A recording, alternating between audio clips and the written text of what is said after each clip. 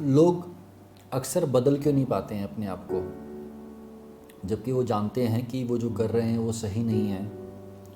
उस बात को लेके वो अपने आप से नाराज़ भी रहते हैं, लेकिन फिर भी वो अपने आप को बदल क्यों नहीं पाते। मैं इस पॉइंट को एक्सप्लेन करने के लिए दो एग्जांपल्स लूँगा। पहला एग्जांपल है एक मेडिकल स्टूडेंट का जो कि एमबीबीएस कर रहा है, सेकेंड ईयर में है, और ये जो स्टूडेंट है ये बहुत ख़राब परफॉर्म कर रहा है, बिल्कुल पढ़ाई नहीं करता है। दिन भर ये अपना टाइम पास करता है, कभी नेटफ्लिक्स पे मूवीज़ देखता है, कभी अमेज़ॉन प्राइम पे मूवीज़ देखता है। शाम में अक्सर हॉस्टल में अपने जैसे ही 3-4 दोस्त हैं इसके, वो लोग भी पढ़ाई नहीं करते हैं। ये लोग एक कमरे में इकट्ठा होते हैं, सिगरेट स्मोक करते हैं, अल्कोहल ड्रिंक करते हैं, कई बार और भी टाइप के नशे करते हैं, गांजा ले लेते हैं, कैनबिस ले लेते हैं। मेडिकल स्टूडेंट हैं, इस बात को जानते हैं कि सब चीज़ों से बहुत दिक्कत हो सकती है, बट फिर भी करते हैं। कई बार कॉलेज नहीं जा पाते, कई बार अटेंडेंस शॉर्ट हो जाती है, टीचर्स कई बार डांटते हैं, बाकी जो बैच में लोग हैं उनको पसंद नहीं करते हैं, बहुत कम दोस्त हैं, यही 4-5 लोगों का एक ग्रुप है। और ये जो स्टूडेंट है जो कि इस ग्रुप का पार्ट है, ये सब करके खुश भी नहीं है। इसको अपने आप को जब अकेला बैठता है, सोचता है अपने बारे में, तो उसको याद आता है कि 12th तक ये एक टॉपर हुआ करता था। इसने entrance examination pre medical test pass करने में बहुत मेहनत की थी, बहुत जान लगाई थी, उसके बाद ही मेडिकल कॉलेज में घुस पाया था, एक अच्छे मेडिकल कॉलेज में घुस पाया था। और उसको एक लेवल पे ये पता है कि वो जो कर रहा है बहुत गलत कर रहा है। हर बार जब वो रात में ड्रिंक करके सोता है और सुबह उठता है तो उसको पता चलता है कि उसने जो किया वो गलत किया। हर बार जब वो कॉलेज को मिस करता है उसको पता है कि उसने गलत किया। हर बार जब वो गांजा का इस्तेमाल करता है उसको पता है कि उसने गलत किया। उसको दिन भर इस बात का एहसास रहता है कि मैं ठीक नहीं कर रहा हूँ, दुखी रहता है।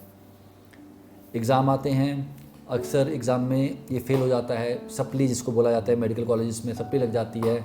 उसके बाद सेकेंड अटेम्प्ट में एग्ज़ाम पास हो जाता है, लेकिन एक तरह की शर्म 24 घंटे इसके मन में रहती है। तो ये बदल क्यों नहीं सकता। इसको कई बार घर वाले बिठा के प्यार से बोलते हैं, या कोई सीनियर बिठा के प्यार से बोलता है कि यार तू क्या कर रहा है अपनी ज़िंदगी के साथ, तो इतना इंटेलिजेंट था, तो इतना इंटेलिजेंट है, तो चाहे तो कुछ भी कर सकता है, पर ये बदलता नहीं है। एक और एग्जांपल है, एक हाउसवाइफ हैं, मैरिड हैं, हाउसवाइफ हैं, लगभग 32 साल की उम्र होगी उनकी, और वो एक ख़राब मैरिज में है, बैड मैरिज जिसको बोलते हैं, ख़राब शादी में है। उनका जो हस्बैंड है जिसके साथ उनकी शादी को 3-4 साल हो चुके हैं, उसके साथ इनके रिलेशनशिप्स बिल्कुल अच्छे नहीं हैं। इनका हस्बैंड इनसे बदतमीज़ी करता है, इनका हस्बैंड इनको गालियाँ देता है, इनके हस्बैंड ने कई बार इनके ऊपर हाथ भी उठा रखा है, इनका हस्बैंड कई बार ड्रिंक करके आता है तो और मिसबिहेव करता है, इनके हस्बैंड का शायद बाहर कोई अफेयर भी है, इनको ऐसा लगता है। कई बार इन्होंने कुछ ऐसी चीज़ें देखी हैं जिससे इनका शक और बढ़ता है। और ये जो हाउसवाइफ हैं ये पढ़ी लिखी हैं, अच्छी खासी फैमिली को बिलोंग करती हैं, एजुकेटेड हैं, आज चाहें तो आज से जॉब शुरू कर सकती हैं, बच्चे भी नहीं हैं अभी तक कोई, तो ऐसा बच्चे की भी कोई रिस्पॉन्सिबिलिटी नहीं है। जो इनके मायके वाले हैं, जो कि इनकी खुद की फैमिली है, पेरेंट्स हैं, वो बहुत सपोर्टिव हैं, वो बार बार कहते हैं कि तू उसको छोड़ वापस आ जा, साथ में रह ले हमारे, कोई पैसे की दिक्कत नहीं है, दूसरी शादी कर लियो अगर करनी है, नहीं माने तो मत करियो। सुनती हैं ये, लेकिन फिर भी कोई एक्शन नहीं लेती हैं। उसी घर में उसी हस्बैंड के साथ रह रही हैं जो कि इनके साथ मिसबिहेव भी करता है, इनको मारता पीटता भी है, गाली भी देता है, और कोई रीज़न भी नहीं है इनके पास रुकने का। कई बार सोचती हैं कि जाया जाए, बट फिर आखिरी मोमेंट पर रुक जाती हैं। कई बार लोग सोचते हैं कि इस शादी में है क्या, तुम जा क्यों नहीं रही हो, तुम एक डिसीजन क्यों नहीं ले पा रही हो, तुम बदल क्यों नहीं पा रही हो अपने आप को, पर ये नहीं बदल पाती हैं। तो आखिर ऐसी मुश्किल सिचुएशंस में या फिर ऐसी ख़राब सिचुएशंस में रहने के बाद भी लोग बदलते क्यों नहीं हैं। इसका एक जो जवाब है वो बहुत सीधा साधा नहीं है, कई सारे फैक्टर्स इन्वॉल्व होते हैं, लेकिन एक जो सबसे इम्पॉर्टेंट फैक्टर होता है उसको कई बार एक शब्द इस्तेमाल किया जाता है, डिसफंक्शनल इक्विलिब्रियम। ये डिसफंक्शनल इक्विलिब्रियम जो है वो लोगों को बदलने से रोकता है। अब ये डिसफंक्शनल इक्विलिब्रियम होता क्या है। इक्विलिब्रियम शब्द का मतलब है कि चीज़ें एक लेवल पे सेटल्ड हैं किसी तरीके से, जो भी है, बट एक सेटलमेंट है, एक शांति है, एक बैलेंस बना हुआ है। और डिसफंक्शनल मतलब कि ये जो बैलेंस है ख़राब तरीके का बैलेंस है। मान लीजिए हस्बैंड वाइफ के रिश्ते में हस्बैंड मिसबिहेव करे और वाइफ को सहना पड़े और ऐसा ही चला आ रहा है, तो एक बैलेंस तो बना हुआ है, लेकिन वो गलत बैलेंस है, वो एक अनहेल्दी बैलेंस है। सिमिलरली वो जो मेडिकल स्टूडेंट था हमारा, वो फेल हो रहा है, ड्रिंक कर रहा है, स्मोक कर रहा है, नशे कर रहा है, कोई उससे बात नहीं कर रहा, उसके 3-4 दोस्त बने हुए हैं, उसकी भी लाइफ में एक बैलेंस तो बना हुआ है, लाइफ उसी तरीके से चल रही है, लेकिन वो एक डिसफंक्शनल बैलेंस है, क्योंकि वो गलत है। अब ऐसा होता क्यों है, डिसफंक्शनल इक्विलिब्रियम में लोग अटक क्यों जाते हैं? इसका रीज़न ये है कि जैसा भी है बैलेंस तो है, लोगों को पता तो है कि मेरी ज़िंदगी में आगे क्या होने वाला है। जैसे वो वाइफ है, उसको पता है कि उसकी लाइफ में कुछ भी अच्छा नहीं है, उसको पता है उसका हस्बैंड उसको प्यार नहीं करता, उसको पता है कि उसका हस्बैंड उससे मिसबिहेव करता है, बेइज्जती करता है, लेकिन उसको उसी की आदत पड़ गई है, उसको वही ज़िंदगी की आदत पड़ चुकी है। और ये सोचने में अजीब सी बात लगती है, लेकिन ये डिसफंक्शनल इक्विलिब्रियम कई जगहों पे दिखता है। जैसे एक और एग्जांपल दूं मैं आपको, कई लोग, कैदी लोग जो होते हैं, प्रिजनर्स जो होते हैं, जिनको 20-20 साल की, 25-25 साल की सज़ा हो रखी होती है, जो 20 साल से जेल में रह रहे होते हैं, जब वो 20 साल के बाद जेल से बाहर निकलते हैं, जब वो फ्री हो जाते हैं, तो उनको कई बार अच्छा नहीं लगता, उनको समझ ही नहीं आता कि अब ज़िंदगी जी कैसी जाए। उनको उस जेल की इतनी आदत पड़ चुकी होती है कि उनके लिए वही लाइफ बन चुका होता है। सिमिलरली ये जो हाउस वाइफ हैं, इनको इस सब चीज़ों की इतनी आदत पड़ चुकी है कि इनके लिए यही लाइफ बन चुकी है, इनको यही समझ आता है, इनको यही ज़िंदगी सूझती है। और सिमिलरली वैसे ही हमारे मेडिकल स्टूडेंट को वही ज़िंदगी समझ आ रही है, उसको कुछ और समझ नहीं आ रहा है। जब भी बदलाव की बात आती है, तो बदलाव के साथ आती है अनसर्टेनिटी। अनसर्टेनिटी मतलब पता नहीं आगे क्या होगा, और ये पता नहीं आगे क्या होगा के साथ आती है एंग्जाइटी, घबराहट। हम लोग अक्सर ख़राब सिचुएशन को भी झेलना सीख जाते हैं, लेकिन अनसर्टेनिटी को हम लोग अवॉइड करने का प्रयास करते हैं। जब उस मेडिकल स्टूडेंट को बोला जाता है कि यार तो अपने दोस्त बदल ले, तो उन्हीं 4 लोगों के साथ घूमता रहता है जो कि शराब पीते रहते हैं, जो कि स्मोक करते रहते हैं, नशा करते रहते हैं, उनको छोड़, जा रीडिंग रूम में जा, लाइब्रेरी में जा, जो अच्छे बच्चे उनके साथ बैठ, उनके साथ पढ़ाई कर। उसके मन में थॉट आता भी है, बट फिर उसको याद आता है कि उनके साथ में अगर जाके बैठा तो मुझसे कोई बात भी करेगा, मुझ पे लोग हंसेंगे तो नहीं, मेरे हाथ में किताब देख के लोग मुस्कुराएंगे तो नहीं, मेरे हाथ में किताब देख के लोग सरकास्टिक कमेंट तो नहीं करेंगे, मेरे से कोई बात भी करेगा कि नहीं करेगा, कैसे दूसरी दुनिया में चला जाऊँ, जबकि ये जो दुनिया है जिसमें पता है मुझे करना क्या है, शाम में आके कमरे में बैठना है हॉस्टल के, 3 लोगों ने आना है, बॉटल खोलनी है, ड्रिंक करनी है, ये सब कुछ पता है, ये सब कुछ सर्टेन है, ख़राब है लेकिन सर्टेन तो है, और वो ज़िंदगी अनसर्टेन है।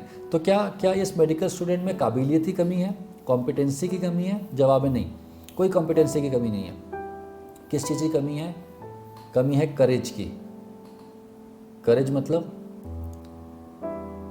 इस बात की कमी है कि एक स्टेप लिया जाए, उस स्टेप को लेने की जो क्वालिटी है, उस स्टेप को लेने के लिए जो हिम्मत चाहिए, उस हिम्मत की कमी है।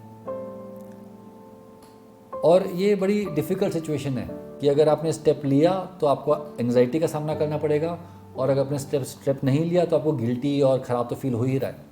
तो ये जो करेज और हिम्मत की बात आती है, ये बहुत इंपॉर्टेंट हो जाती है। सिमिलरली वाइफ के केस में, हाउस वाइफ के केस में, अगर वो इस हस्बैंड को छोड़ के चली जाती है तो फिर आगे क्या होगा ज़िंदगी में? चलो जैसा भी है ख़राब है, बट कोई सामने आदमी है तो, इंसान है तो, अकेली पड़ जाऊँगी तो क्या होगा, इस टाइप के थॉट आते हैं।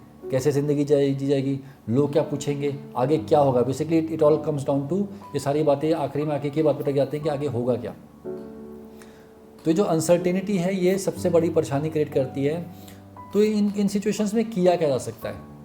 इन सिचुएशंस में जो लोग फंसे हुए हैं, उनको अपने आप को ये बात याद दिलानी पड़ेगी कि हिम्मत तो करनी पड़ेगी, करेज तो दिखानी पड़ेगी, एक स्टेप तो लेना पड़ेगा।